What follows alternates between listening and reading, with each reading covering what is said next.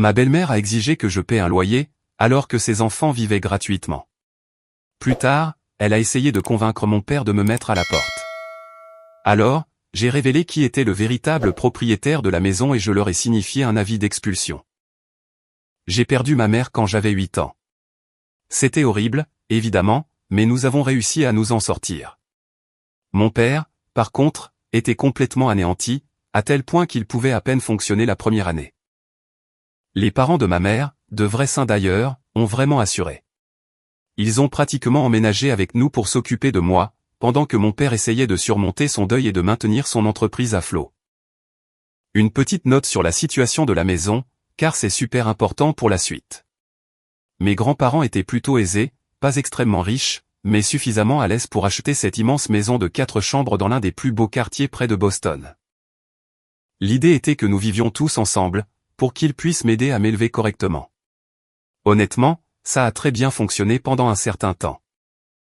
Mais ensuite, mon père a rencontré Karen, ce n'est pas son vrai nom, mais ça lui va parfaitement, Loul, lors d'une conférence d'affaires à Chicago, environ 2 ans après la mort de maman. Il était là pour essayer de développer son entreprise de conseil, et elle travaillait comme coordinatrice d'événements. Selon lui, le courant est tout de suite passé. Je suppose que Karen a vu une opportunité avec un veuf en deuil qui possédait sa propre entreprise, car elle a littéralement traversé le pays pour être avec lui, après seulement 3 mois de relation. Et surprise, surprise, ils se sont mariés dans les 6 mois qui ont suivi leur rencontre. On peut dire que les signaux d'alarme étaient là. C'est là que ça devient intéressant. Karen a emmené ses 2 enfants avec elle. Tyler, 25 ans maintenant, en avait 11 à l'époque et c'était déjà un gamin pourri gâté. Et Ashley, 21 ans maintenant, en avait 7, et honnêtement, elle n'était pas si terrible au début, mais Karen en a fait une mini-version d'elle-même au fil des ans. Mes grands-parents ont essayé d'être gentils, vraiment. Mais je me souviens les avoir entendus parler tard le soir, disant qu'ils ne faisaient pas confiance à Karen. Ils pensaient qu'elle en avait seulement après l'argent de papa. Rebondissement, ils avaient raison. Mais ils n'ont rien dit pour le bien de papa, car ils semblaient heureux pour la première fois depuis la mort de maman. Les premières années ont été difficiles. Karen a commencé doucement avec ses bêtises, des petites remarques sur le fait que la maison était décorée de façon démodée, ce qui n'était pas le cas, que la cuisine avait besoin d'être rénovée, ce qui était faux, et que mes grands-parents étaient vieux jeux, ce qu'ils n'étaient pas. Mais ensuite, elle est devenue plus audacieuse. Elle a commencé à réorganiser les meubles sans demander, à jeter de vieilles décorations de maman en prétendant qu'elle prenait la poussière, et a lentement commencé à s'approprier la maison. Mes grands-parents étaient trop polis pour dire quoi que ce soit, et papa était trop aveuglé par l'amour pour le remarquer. Puis les corvées ont commencé. Au début, ça semblait normal. Tout le monde doit aider à la maison, non? Sauf que tout le monde s'est transformé en juste moi. Tyler était trop occupé avec le sport, même s'il n'était même pas bon au basket, mais Karen a obligé papa à payer pour un entraîneur privé de toute façon. Ashley était trop jeune, même si elle n'avait qu'1 an de moins que moi. À l'âge de 12 ans, je faisais la plupart de la cuisine et du nettoyage. Karen passait littéralement son doigt sur les plaintes pour voir si j'avais bien épousseté. Pendant ce temps, la chambre de Tyler sentait un mélange de déodorant et de vieilles pizzas, et le sol d'Ashley était en permanence couvert de vêtements qu'elle était sur le point de ranger. Voici la partie vraiment importante, que j'ignorais jusqu'à récemment. Avant que mes grands-parents ne décèdent, ma grand-mère en 2019 de problèmes cardiaques, et mon grand-père à peine 3 mois plus tard parce qu'ils ne pouvaient pas vivre sans elle, ils ont mis la maison à mon nom, légalement. Elle est à moi, entièrement à moi. Ils ont dû voir ce drame arriver à des kilomètres et ont voulu me protéger, mais je n'en savais rien. Personne ne me l'a dit.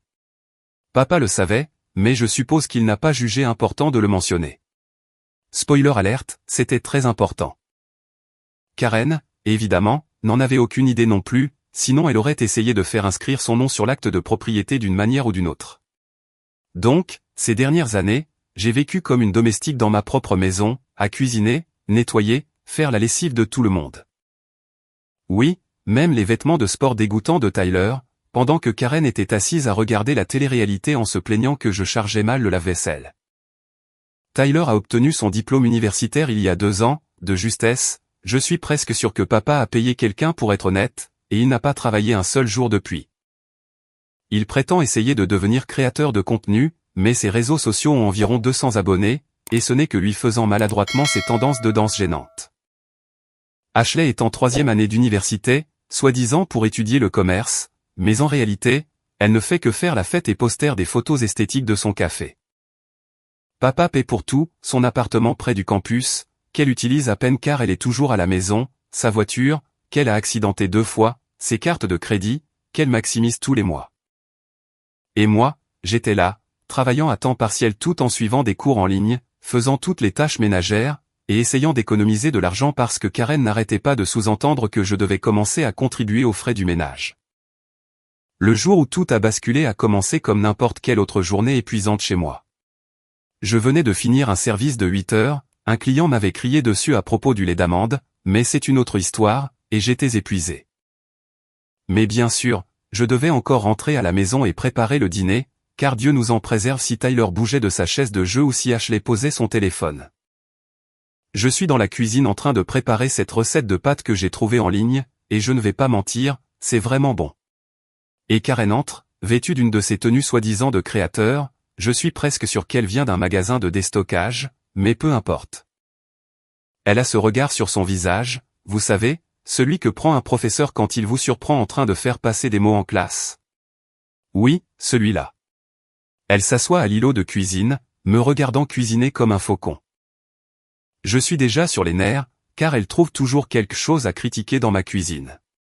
La semaine dernière, c'était trop d'ail, ce qui est littéralement impossible, soit dit en passant.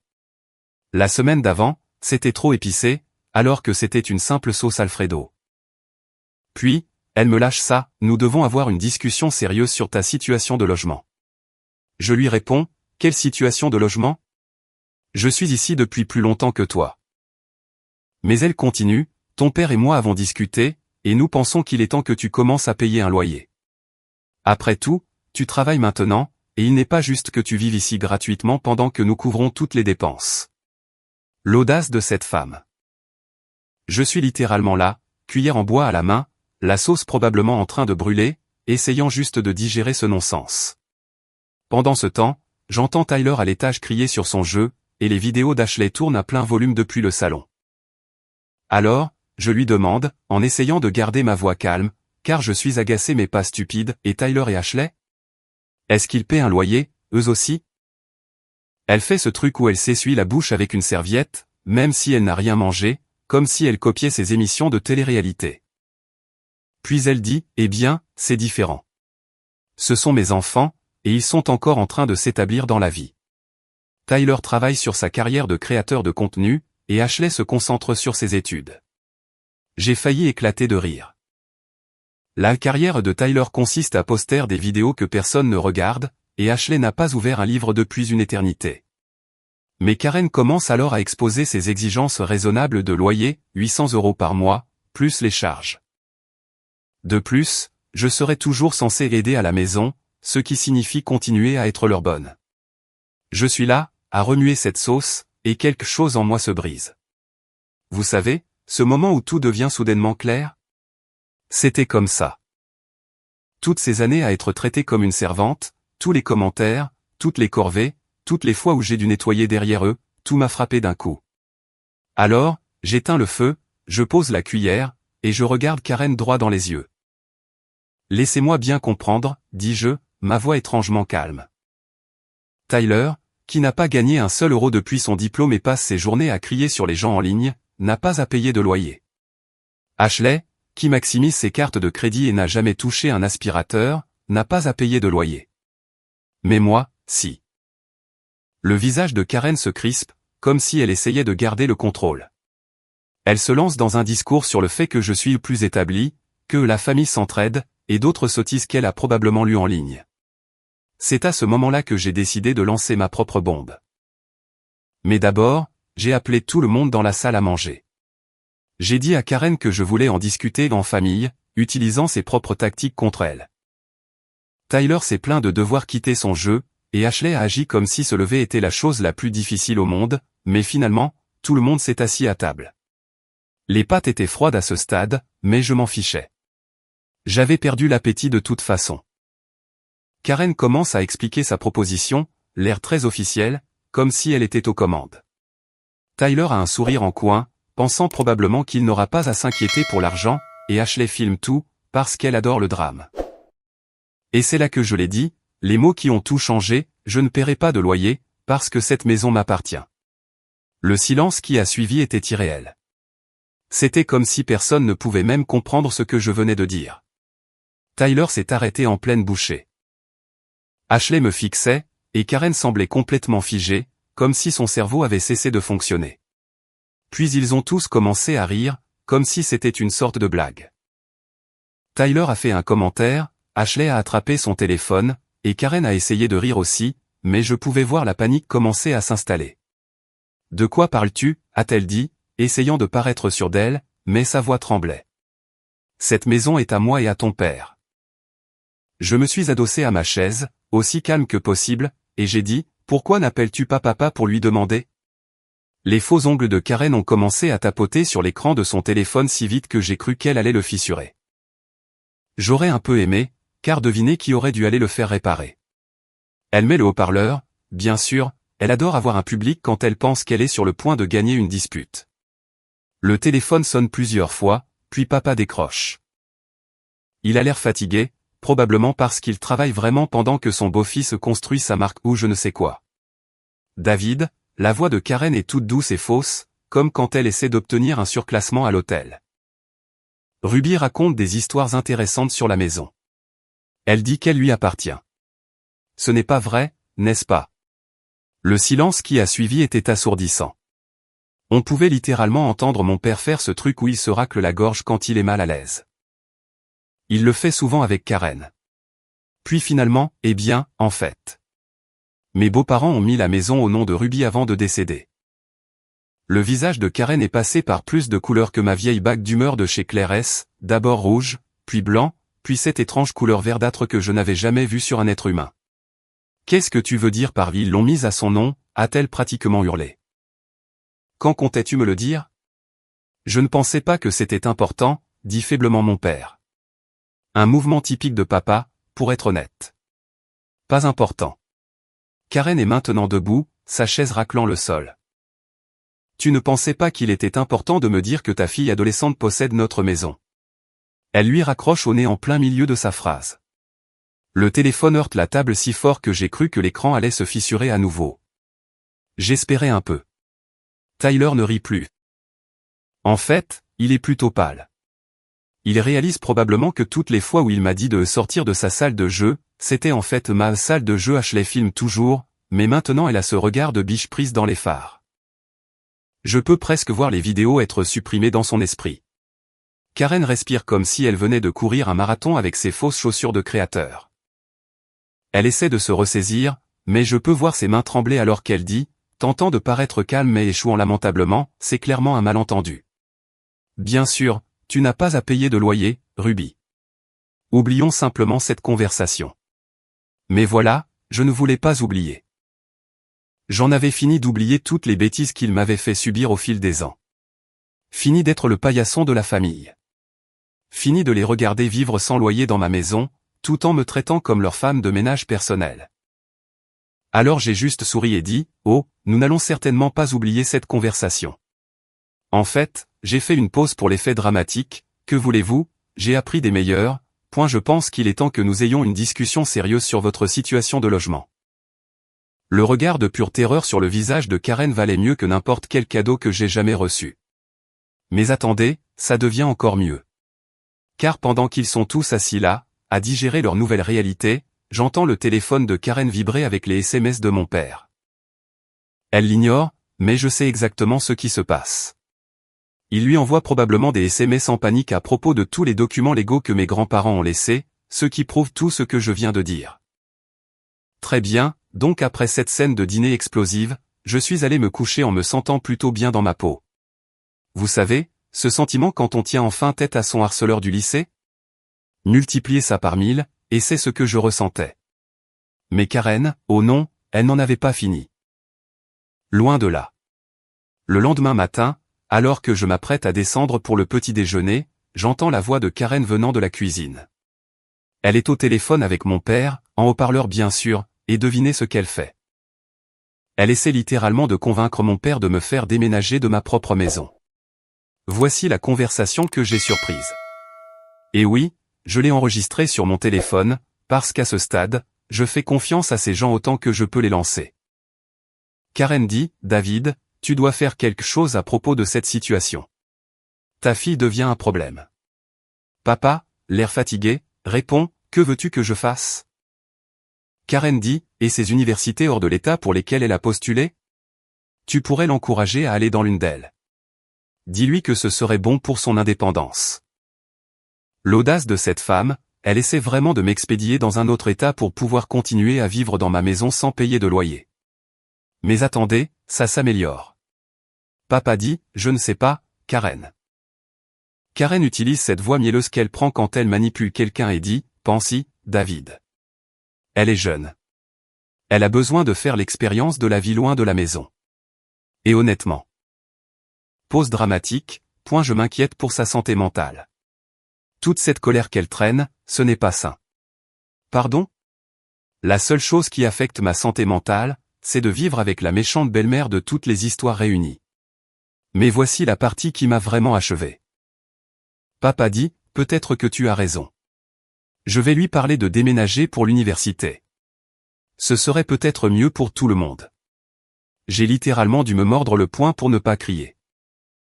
Mon propre père, avec qui j'ai vécu toute ma vie, dont je me suis occupé après la mort de maman, pour qui j'ai cuisiné et nettoyé, venait d'accepter d'essayer de me mettre à la porte de ma propre maison. Alors, j'ai fait ce que toute personne rationnelle ferait. Je suis entré dans cette cuisine comme si je n'avais rien entendu. Karen a failli laisser tomber son téléphone en me voyant. Elle était encore dans sa robe de chambre en soie, probablement fausse comme tout le reste chez elle, tenant sa tasse à café, le meilleur maman du monde. Tyler et Ashley la lui avaient offerte du magasin à 1 € pour la dernière fête des mères, et elle fait comme si c'était de la porcelaine fine. Bonjour, ma chérie, gazouille-t-elle, comme si elle ne venait pas de comploter pour se débarrasser de moi. J'ai fait du café. Premièrement, elle n'a pas fait de café. Elle a mis une capsule dans la machine que j'ai achetée avec mon propre argent. Deuxièmement, ma chérie? Depuis quand? Tyler entre en titubant, l'air d'un zombie, probablement resté debout toute la nuit à streamer pour ses 3 spectateurs, et Ashley suit peu après, déjà entièrement prête pour la caméra, ça lui prend 2 heures tous les matins, je n'exagère même pas. Nous sommes tous assis là à prendre le petit déjeuner, que j'ai préparé, soit dit en passant, Karen ne sait rien cuisiner qui ne sorte pas d'un micro-ondes, et la tension est si épaisse qu'on pourrait la couper au couteau. Tyler enfourne des céréales tout en faisant défiler son téléphone. Ashley prend des photos de son toast à l'avocat intact, et Karen fait semblant de lire ses emails, mais je vois bien qu'elle cherche en réalité comment expulser quelqu'un qui possède votre maison. Pas très subtil. C'est là que j'ai décidé de m'amuser un peu. Et Karen, dis-je, l'air super décontracté. Je pensais à ce que tu as dit hier à propos du loyer. Elle se redresse, comme si elle pensait que j'allais céder. Je pense que tu as raison. Les gens devraient payer un loyer pour vivre ici. Le soulagement sur son visage dure environ 2 secondes avant que je ne lâche la suite. Alors, j'ai fait quelques calculs, basés sur les prix du marché dans notre région. Je pense que 1 200 € par personne est juste. Ça fait 3 600 € pour toi, Tyler et Ashley. Bien sûr, ça n'inclut pas les charges. Oh, et il y aura une caution. Chaos. Chaos absolu. Tyler s'étouffe avec ses céréales. Le toast d'Ashley tombe face contre terre sur sa chemise, et Karen a l'air sur le point de s'évanouir. Tu ne peux pas être sérieuse, balbutie-t-elle. Nous sommes une famille. Oh, je suis tout à fait sérieuse. Et puisque tu parles de famille. Je sors mon téléphone où j'ai l'enregistrement de sa conversation avec papa. Prête? Parlons de ton petit plan pour m'expédier à l'université. La couleur quitte son visage si vite que j'ai cru qu'elle allait s'évanouir. Tyler et Ashley nous regardent comme s'ils assistaient à un match de tennis. Donc, après avoir passé cet enregistrement de l'appel de Karen, les choses sont devenues folles, genre niveau talk show. Karen saute de sa chaise si vite qu'elle renverse sa précieuse tasse meilleure maman du monde. Malheureusement, elle ne s'est pas cassée. Elle fait ce truc bizarre avec son visage où elle essaie d'avoir l'air en colère, mais ses interventions esthétiques se débattent, et honnêtement, c'est assez hilarant. Tu m'as enregistré, hurle-t-elle. C'est illégal. Je me contente de sourire et de dire, en fait, nous vivons dans un état où le consentement d'une seule partie est requis. J'ai vérifié. De plus, ma maison, mes règles. Tyler est juste assis là, la bouche ouverte, du lait dégoulinant de son menton. Je jure que ce type n'a jamais appris à manger correctement. Ashley envoie frénétiquement des SMS à quelqu'un, probablement son groupe de discussion où elle prétend être riche et détachée. Karen commence à faire les 100 pas dans la cuisine, ses claquettes de contrefaçon faisant ce bruit agaçant sur le carrelage que j'ai nettoyé hier, soit dit en passant. Elle marmonne quelque chose à propos d'appeler son cousin avocat, vous savez, celui qui prétend être spécialisé en droit immobilier, mais qui ne s'occupe en réalité que de petites affaires dans un petit bureau. Puis elle essaie une approche différente. Soudain, sa voix devient toute douce et concernée, comme quand elle essaie d'obtenir un remboursement sans reçu. Ruby, ma chérie, je sais que tu es contrariée, mais ce comportement. Ce n'est pas sain. Ton père et moi essayons juste de t'aider. Peut-être qu'un peu de temps loin d'ici te ferait du bien. Il y a cette charmante université dans le Michigan. Je la coupe net. Karen, laisse-moi être très clair. Je ne vais nulle part. C'est ma maison. L'acte de propriété est à mon nom, et si quelqu'un doit partir, ce ne sera pas moi. C'est laquelle perd complètement les pédales. Espèce de petite ingrate. Je ne répéterai pas comment elle m'a appelé, mais ce n'était pas très la meilleure maman du monde de sa part. Elle se lance dans une tirade sur le fait qu'elle m'a élevé comme sa propre fille, en faisant de moi leur bonne, comment elle a tout sacrifié pour être une bonne belle-mère, en faisant ses courses dans des magasins discount au lieu de boutiques de luxe, et comment je déchire cette famille. Quelle famille? Pendant ce temps, Tyler et Ashley ont leur propre crise de nerfs. Tyler fulmine sur le fait de ne pas vouloir payer de loyer et qu'il est sur le point de devenir célèbre en ligne, ce qui n'arrivera pas. Et Ashley pleure en disant que papa ne laissera jamais faire ça, qu'il les aime plus que cette maison. Je reste juste assise là, sirotant mon café, les regardant sombrer, comme si tout le sentiment de droit qu'ils ont jamais eu se déversait d'un coup. Puis Karen sort son dernier atout. Elle attrape son téléphone et recommence à appeler mon père, s'attendant probablement à ce qu'il se précipite à la maison pour tout arranger comme il le fait d'habitude. Mais cette fois, c'est différent, car je lui ai déjà envoyé des SMS toute la matinée, avec l'enregistrement et en lui expliquant tout. Pour une fois dans sa vie, il me soutient, en quelque sorte, à sa manière faible. Quand il répond, il est de nouveau en haut-parleur. Karen dit, David, tu dois rentrer tout de suite. Ta fille est hors de contrôle. Papa, avec une voix plus ferme que d'habitude, répond, Karen. Nous devons respecter le fait que c'est sa maison. Peut-être que nous devrions commencer à chercher un nouvel endroit. Le silence qui suit est incroyable. On peut presque entendre Tyler essayer de comprendre ce qui vient de se passer. Le visage de Karen passe par le choc, la colère, l'incrédulité, et enfin la peur.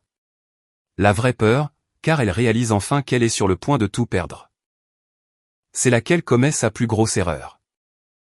Elle se tourne vers moi, se met juste devant mon visage et dit, écoute-moi bien, petite garce. Je me fiche de savoir quel nom est sur l'acte de propriété. C'est ma maison. J'y vis depuis 12 ans, et aucune gamine pourri gâtée ne va me mettre à la porte. Je vais te faire vivre un enfer. Parfait. Simplement parfait. Parce que devinez quoi? J'ai aussi enregistré toute cette conversation. Et ce n'est pas tout, j'avais déjà parlé à un avocat.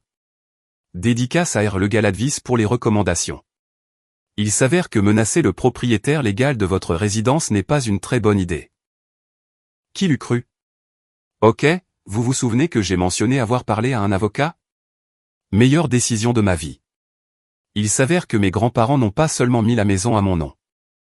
Ils ont mis en place tout un montage juridique, une fiducie successorale, je ne connais pas les termes juridiques, qui rend pratiquement impossible pour quiconque de le contester. Mon avocate a littéralement ri quand elle a vu les menaces juridiques de Karen dans les SMS que je lui ai montrés. Mais laissez-moi revenir un peu en arrière.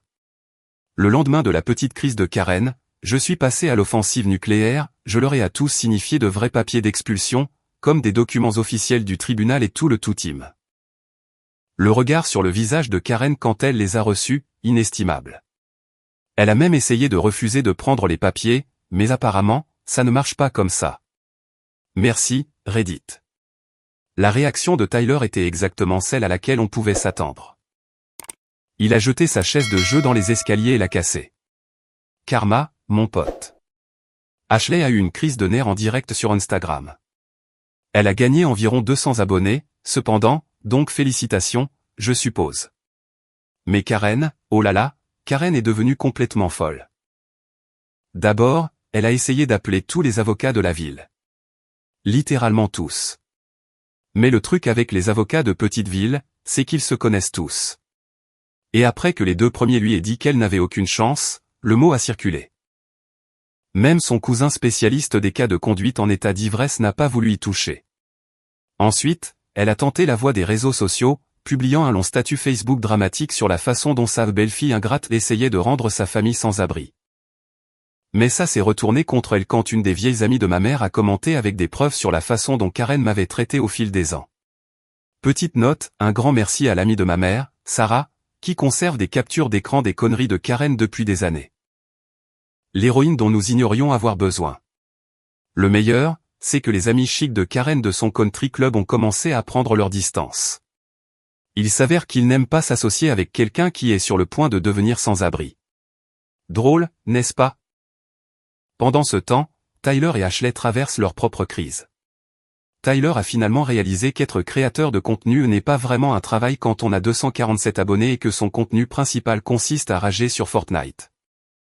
Il a essayé de postuler à de vrais emplois, mais il s'avère que joueur professionnel, non officiel, ne rend pas très bien sur un CV. Les amis de la sororité d'Ashley ont tout découvert parce qu'elle a tout posté sur sa story privée, qui compte pourtant environ 200 abonnés. Maintenant, elles jacassent toutes sur le fait que ces sacs de créateurs étaient probablement des faux et que son père n'est pas vraiment riche. Elle est en pleine crise d'identité. Mais le vrai drame est survenu lorsque Karen a tenté son dernier coup désespéré. Elle a attendu que je sois au travail et a essayé de réarranger certaines choses dans la maison.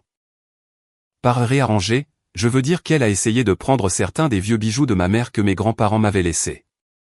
Malheureusement pour elle, j'avais déjà installé des caméras de sécurité après l'avis d'expulsion, encore une fois, merci Reddit pour le conseil.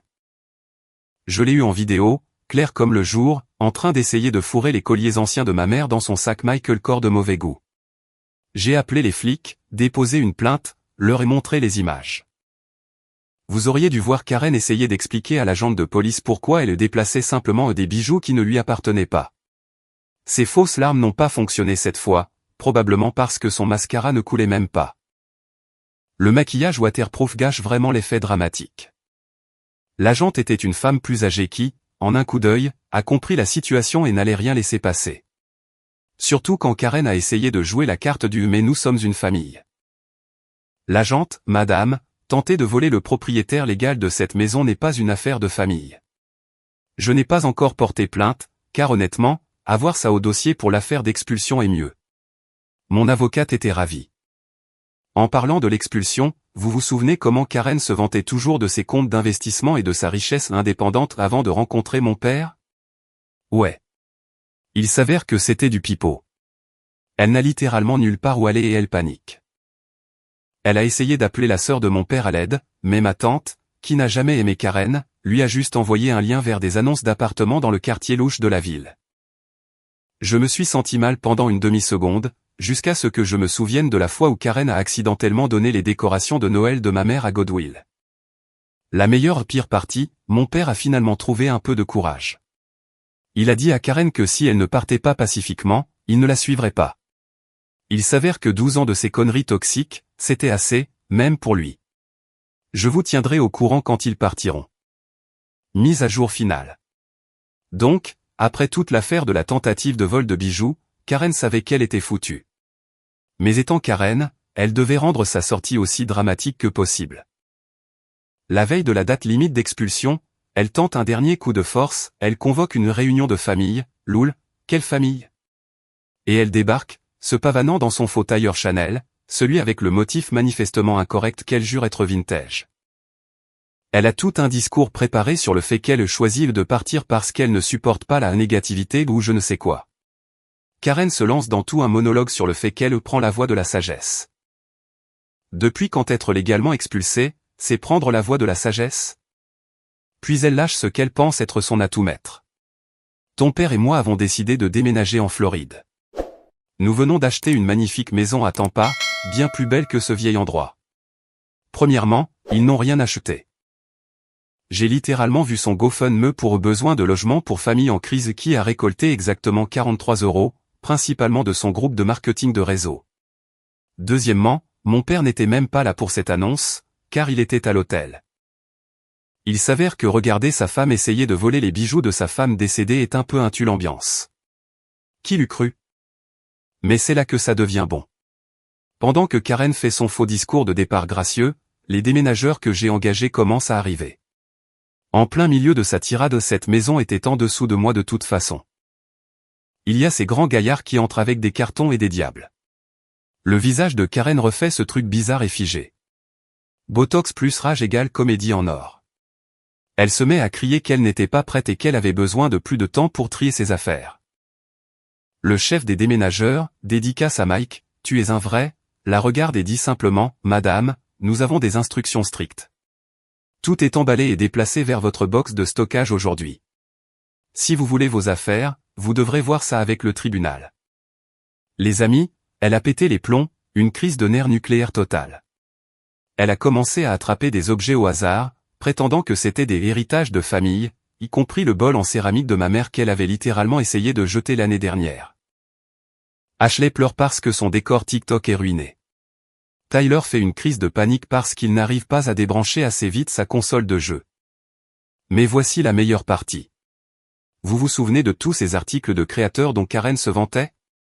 Les sacs vintage, les vêtements de luxe. Les déménageurs commencent à les emballer et la moitié des étiquettes se décollent littéralement. Pendant que tout ça se passe, je suis juste assise sur mon canapé, dans ma maison, buvant mon café et les regardant s'agiter. J'ai posté quelques mises à jour sur ma story privée et soudain, tous ces gens du lycée débarquent dans mes messages privés en mode « OMG, j'ai toujours su qu'elle était fausse ». Inventaire final de ce qu'ils ont essayé de voler en partant. 3 colliers de ma mère, pris sur caméra. Le service en porcelaine de ma grand-mère, également sur caméra. La bonne machine à café, censurée. Je l'ai achetée avec mon argent de chez Starbucks. Chaque. Seul. Serviette. De la maison. Étrange, mais ok. L'ouvre-porte de garage. Sérieusement. Mais vous savez quoi? Ils peuvent garder les serviettes, j'en ai déjà commandé de nouvelles. De très belles, que Karen aurait jugées trop chères tout en dépensant 500 € pour ses fausses affaires de créateur. L'expulsion réelle, la perfection. Ils ont dû faire l'état des lieux avec un shérif adjoint présent, procédure standard, mais particulièrement satisfaisante. Karen a essayé de prétendre que j'avais endommagé ses affaires pendant le déménagement. L'adjoint a juste pointé mes caméras de sécurité et lui a demandé si elle voulait déposer une fausse plainte. Elle s'est tue très vite. Alors, où sont-ils maintenant? Karen et mon père logent dans l'appartement de 2 chambres de sa sœur, dans la ville voisine. Apparemment, ça ne se passe pas très bien. Sa sœur a posté sur Facebook à propos d'invités ingrats qui ne font pas la vaisselle. Tyler a dû vendre sa console de jeu pour payer la caution d'une chambre dans une colocation louche. Il travaille chez GameStop maintenant, ce qui, honnêtement, pourrait lui faire du bien. Ashley a emménagé avec ses sœurs de sororité, mais ça a duré environ une semaine avant qu'elle n'en ait marre de ses pleurs. Maintenant, elle fait 2 heures de trajet pour aller à l'université depuis chez la sœur de sa mère. Son dernier TikTok parle d'être devenue humble, mais elle se fait quand même ratio dans les commentaires. Quant à moi, la maison est si paisible maintenant. Étrangement paisible. Plus d'odeur de parfum de créateur contrefait partout. Plus de notes passives-agressives sur la façon de charger correctement le lave-vaisselle. Plus de cris à 3 heures du matin provenant des sessions de jeu de Tyler. J'ai transformé son ancienne chambre en mon bureau à domicile, déjà décoré avec de vrais articles de créateurs, car je peux me le permettre maintenant que je ne paie plus leurs courses. La chambre d'Ashley devient le dressing de mes rêves.